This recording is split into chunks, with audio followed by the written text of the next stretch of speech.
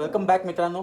तर आज सोमवार आहे आणि सोमवारच्या दिवशी आपला उपवास असतो आणि एवढे दिवस मी करत नव्हतो कारण सर्जरीमुळे. सो 2 महिने तरी मी उपवास केला होता. लास्ट वीकपासूनच मी परत चालू केलं आहे. सो आज आपल्याकडे फर्स्ट मीलसाठी आहे साबुदाण्याची खिचडी आणि प्रोटीन शेक. कारण प्रोटीन शेक संपलं होतं.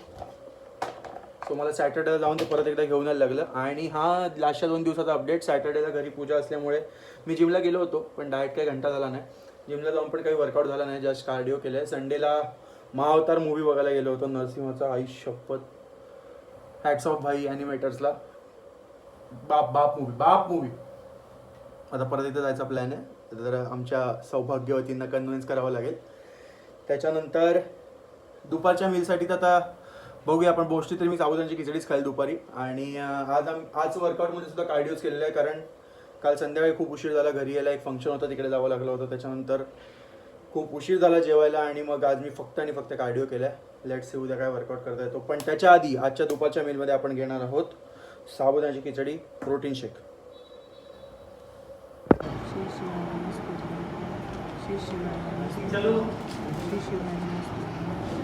सो मंदिरात जाऊन आलेलो आहे मी. आज सोमवार होता, शंकर मंदिरात गेलेलो.